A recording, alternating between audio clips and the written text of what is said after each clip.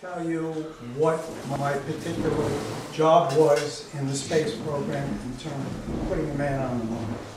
But in order to do that and give it some context, I'm going to give you some history or background of the complexity of putting a man on the moon and what was really involved. And then I'll describe a little background history on how I got down there and what was actually done and the accomplishments done by NASA in the space program. So we're going to give you a brief history of that, a brief history of my involvement, not necessarily in this order, the logistics involved, the people that I interface with in terms of the German rocket scientists. My goal, which was, and their goal, finally my contribution, and some other tidbits of little pieces of information.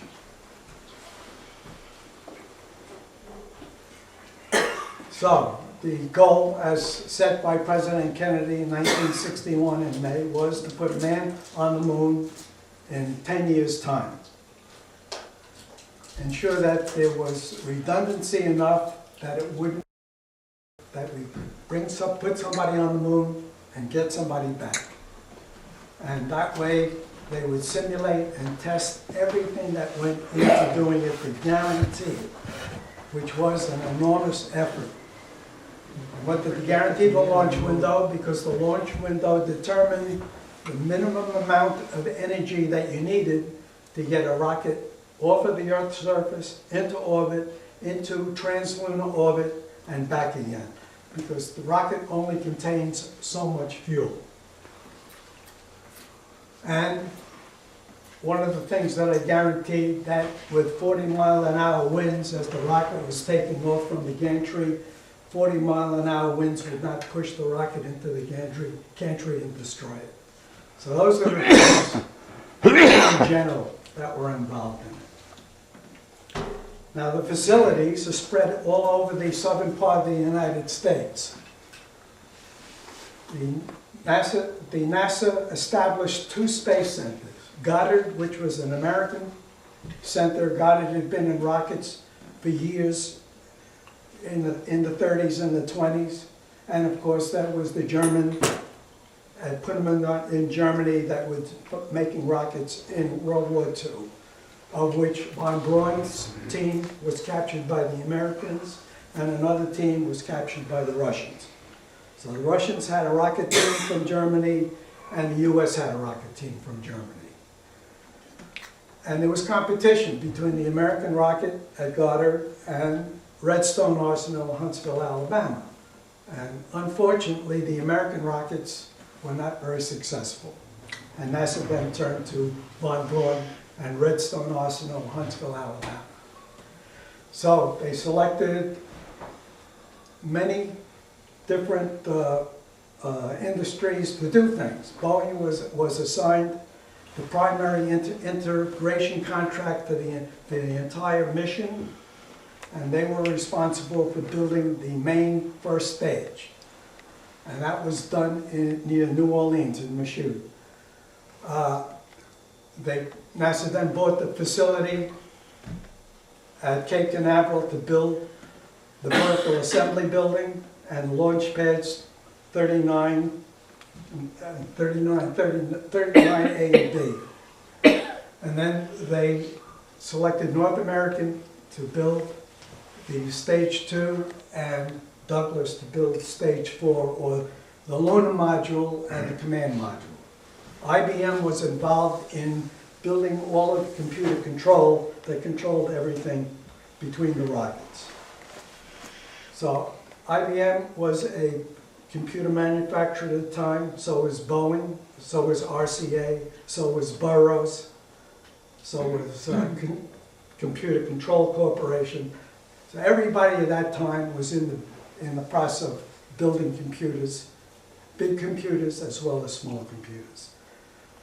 Boeing happened to be an IBM site, and that's how I got involved with the IBM side of doing things.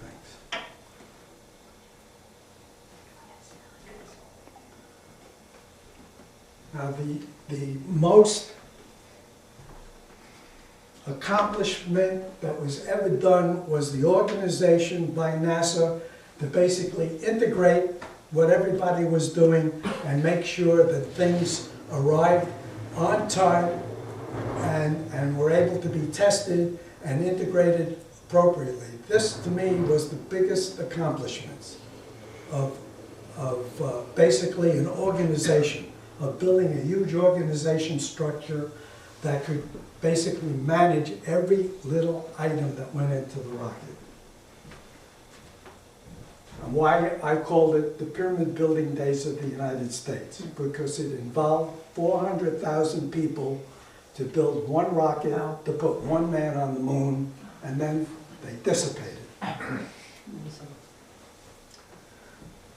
So things got from New Orleans by barge into the Gulf of Mexico, up the river, up to Huntsville, where they tested the primary engines. And when we were in Huntsville and they tested the engines were mounted into the side of a mountain and the entire area shook. Other barges carried things through the Panama Canal from Connecticut all the way up to Huntsville for testing and eventually to Cape Canaveral. And some items from Douglas were actually flown on top of a Boeing Guppy 707 at that time.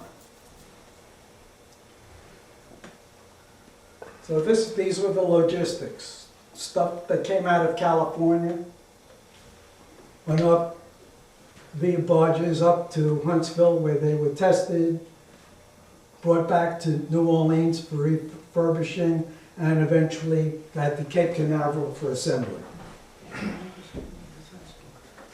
So there was a big management process in doing that. Now this rocket weighed about 6.3 million pounds. Wow. Most of it was liquid oxygen, kerosene, liquid oxygen, liquid hydrogen, liquid oxygen, liquid hydrogen.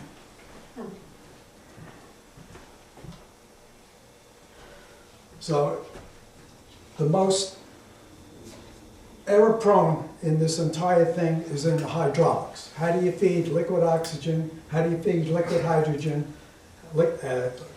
and kerosene into the engines and not have a failure of some sort? So, or a fire, right? Or an explosion? Not an explosion. The majority of electronics was done up in the LEM, Lunar Excursion Module, and the command module that basically orbited the moon for the LEM. So that was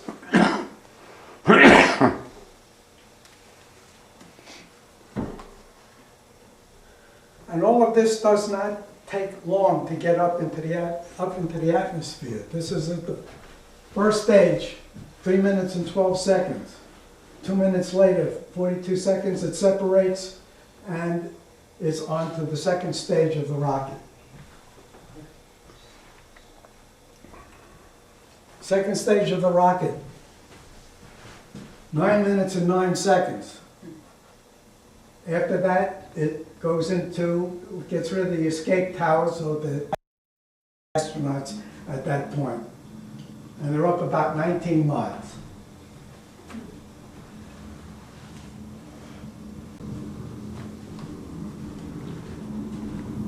All right. Third stage, 11 minutes after blast off, it's ready for a translution or injection once it goes into the proper orbit around the Earth. 2 hours later it fires and it's on its way to the moon. So you see, it's not taking very long to establish getting things moving towards the moon. So that was the complexity of basically the timing. I would say the rocket engine that went into it, all the electronics in terms of timing, because you're not being controlled from the ground, it's controlled by all of the instrumentation and all of the computers that are on board. And one of the things that was done was wherever they could, they built in triple redundancy. So every circuit was triple. There was 3 computers there to basically vote. If 3 computers had the correct agreement, that was the agreement. 1 didn't and 2 did, they took the bid from the 2 computers as being correct. So that was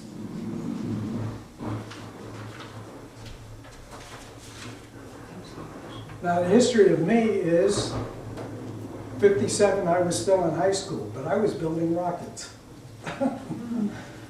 I was actually the chemist. I was the one that designed the rocket engines for our rockets.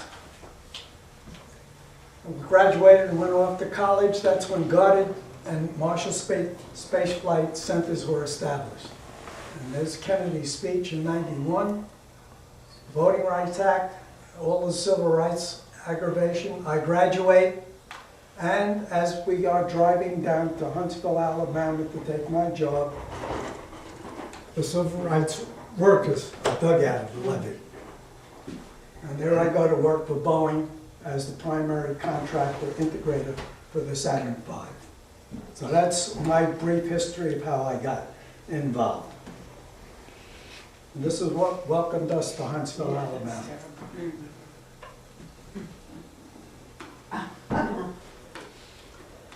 All right, the key people, of course, was Von Braun. My interface was with Arthur Rudolph, who was given the primary job of doing the integration and testing to ensure that the Saturn V Apollo program would be successful. I used to sit in on the management teams and in the meetings. I was not allowed to say a word, but when they made a request, they would look to me and see if I said yes or no in doing something. And George Irwin Miller was the associate director. It was his responsibility to make sure that he agreed with all of the testing that was going on. Rudolph wanted to do a lot more expensive testing throughout the entire stages. Towards the end of the program, Muller bypassed Rudolph and did not do all of the testing that Rudolph wanted to do.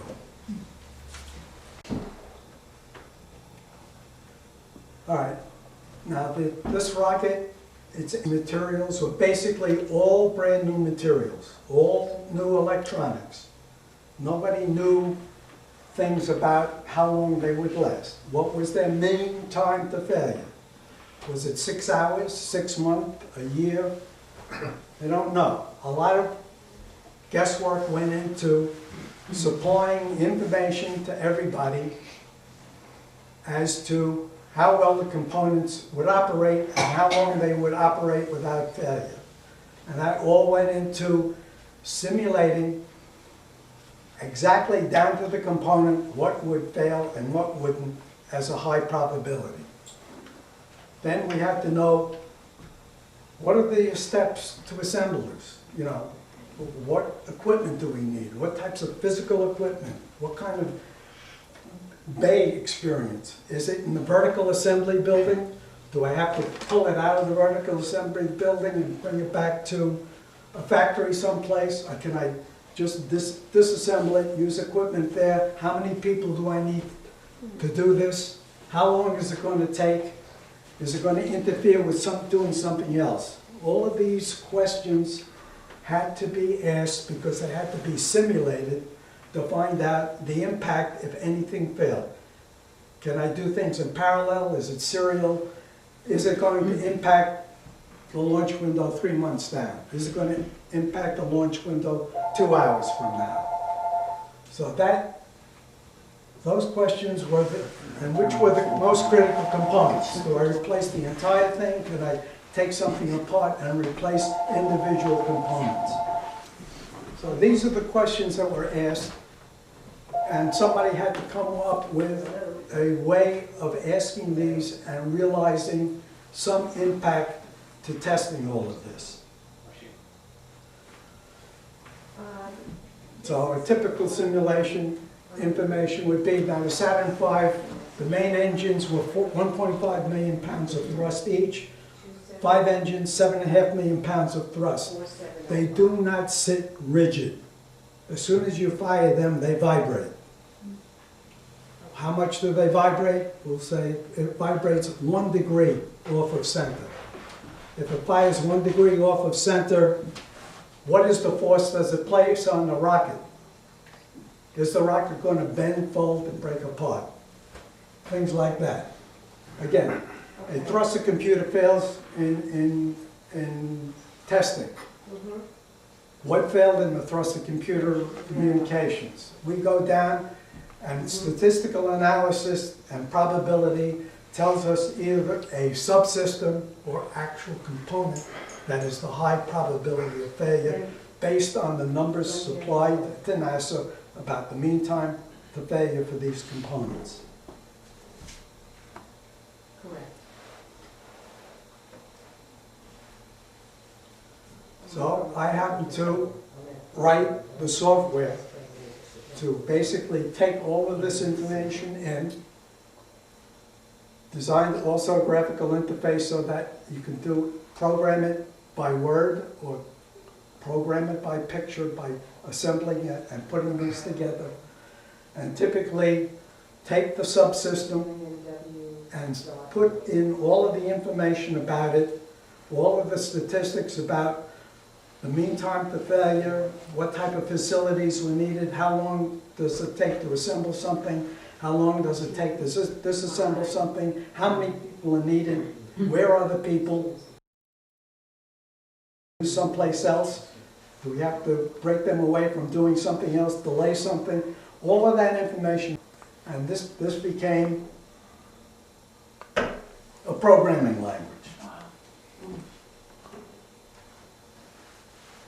which was, I didn't model, all I did was provide the software for the modeling. Every engineering group that was responsible for a particular system or subsystem then modeled their system with this software and came out with statistics about it. Graphically, it might look something like this, but not so simple. It would be maybe 4,000 or 5,000 blocks like this per subsystem.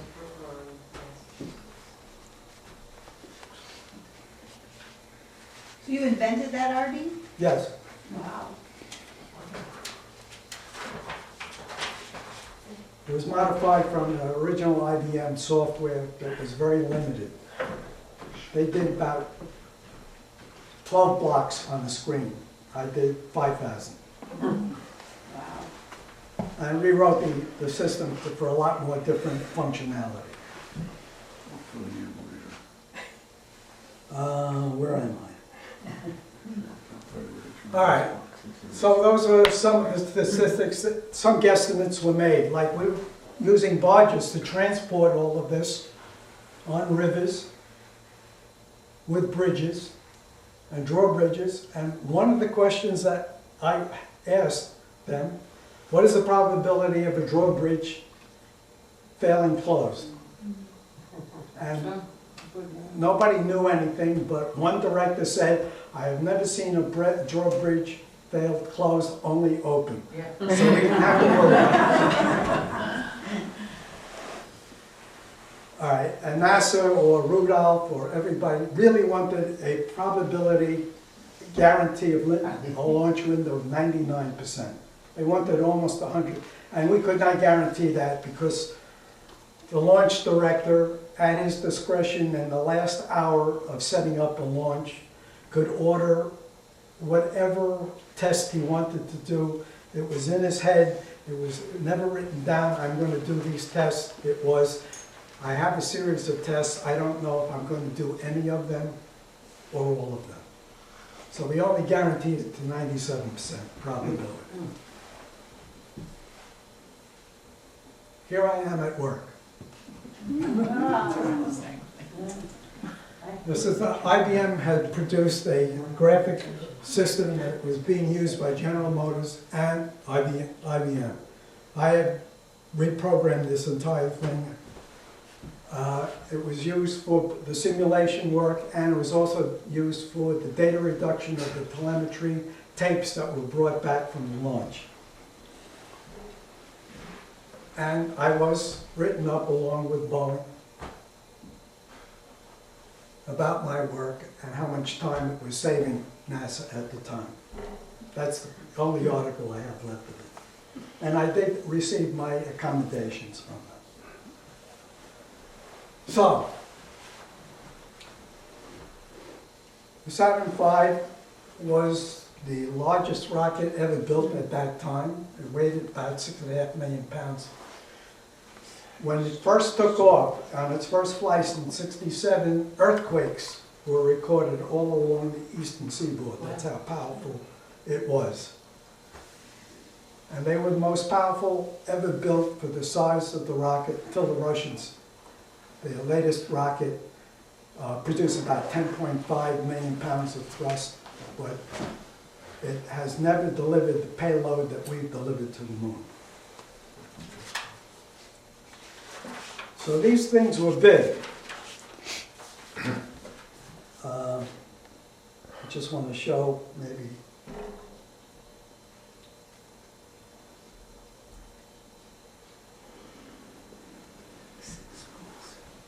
The vertical assembly, these, in comparison to people's size. Wow. The size is unbelievable. Lord. In the future, we see small ones.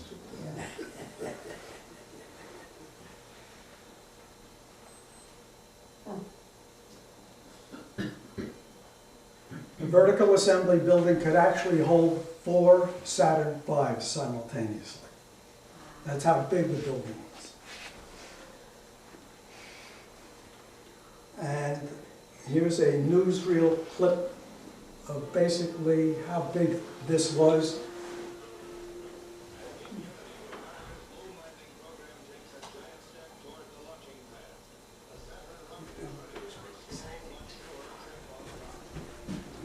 It's an interesting sight.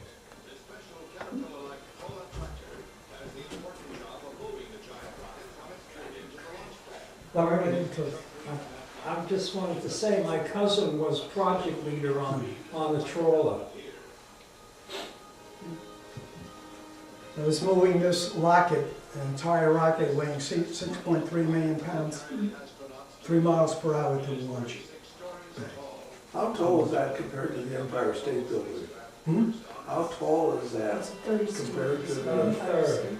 About a third, so it's 363 feet. My cousin was there 2 years in charge of that transport. Now there's the vertical assembly building. This building was so big that you could put Yankee Stadium on top of it. And it's so tall, like the blimp buildings, that it had its own atmosphere. It could rain inside even though it was sunny outside. Artie, where was this building in relation to the launch site? It was just a couple miles from the launch site. Here's the building, the launch site, I think was. Okay.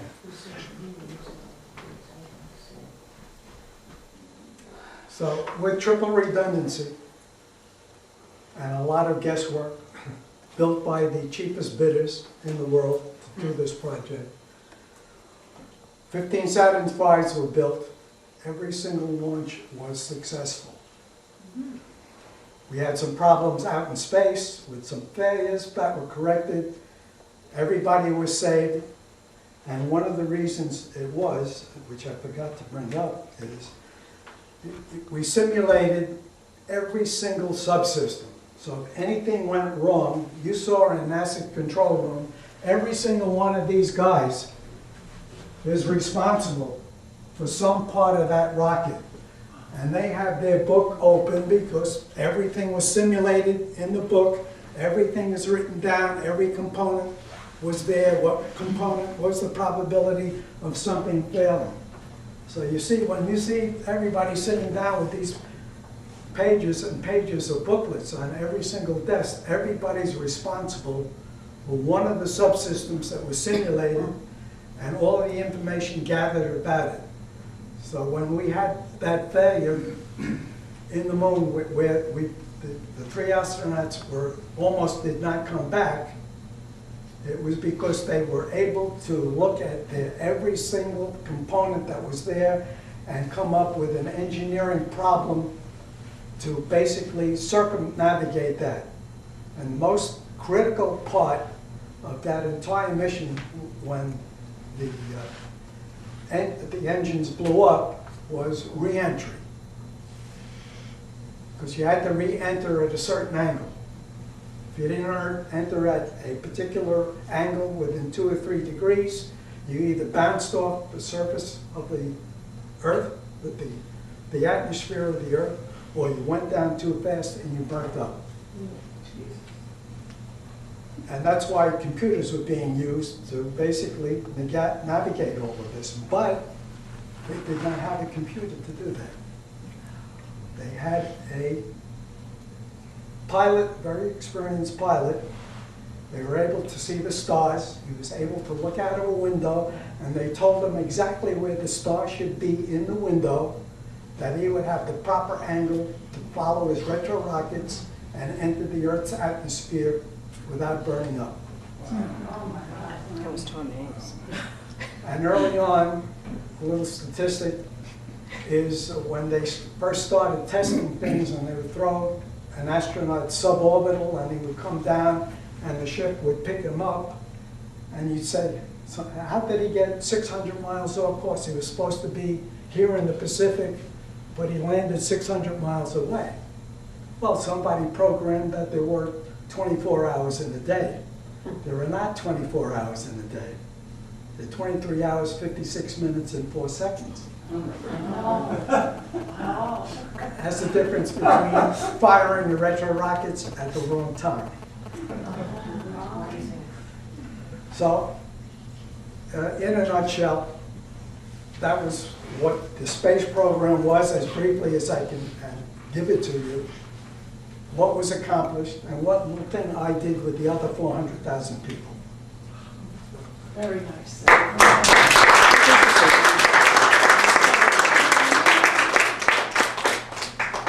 Any questions?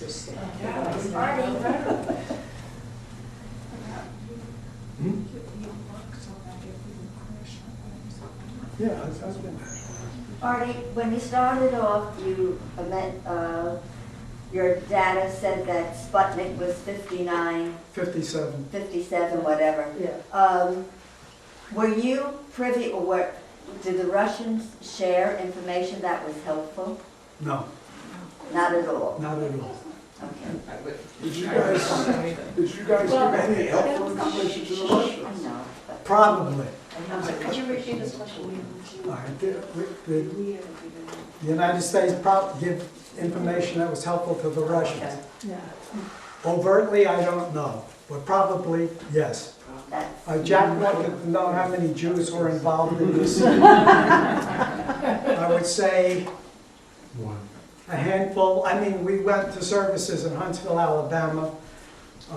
There were probably less people at the services that are sitting in this room. One of the people that was assigned to do an assessment about whether this would be accomplished was a Jew, and they made an assessment that it would not be accomplished until 1971, and their report was attempted to be suppressed because it was so negative a report about the program, because it was an impossible program that miraculously really fit together. Look, there's been no other, I would say, no other rocket that has had all of its rockets that were ever built was successfully launched without a hitch. Everybody else has had problems, one or another. The Russians, X-Space, whatever, everybody has had problems. But the Saturn V never failed on takeoff. It had 2 problems out in space, but it never failed in taking off. Well, thank you for being responsible for a lot of it. Yes. Because this was one of the first, you know, of the thing that's unknown, how many levels of approval do they have above the people who made the decision and get approval above them? Any? That I was such a lowly engineer, grade engineer at the time, even though I was doing most of the work. I never got higher than, I would say, level 2, a level 2 meeting with anybody. Anything else was higher than that, I never knew about it. Well, did the higher people above you, did they know anything? Yeah, the guy who was in charge of Boeing was a graduate, a PhD in electrical engineering or so, and had served in the Air Force. I mean, these were technical people. These weren't, maybe on the government side, they weren't technical, but within the program itself, they were all technical people. It might have been promoted to their level of incompetence, but anything else? When we had that horrific accident where the thing blew up and there were how many people were killed, what failed? What failed was the atmosphere that they were using. They were using a pure oxygen atmosphere within it. So any spark that would show up would ignite everything. You put anything into they made a mistake. They started using a pure oxygen atmosphere for the astronaut, which was wrong. And then they switched completely to a controllable atmosphere. So that happened at the launch pad, right? That happened in suborbital. That was suborbital stuff. That had nothing to do with the actual. The first test was in 1967. Yeah. The actual first launch to put a man on the moon was June 69, 1969. July 20th. So there had been at least 7 or 8 launches prior to that for testing. They were all Saturn V.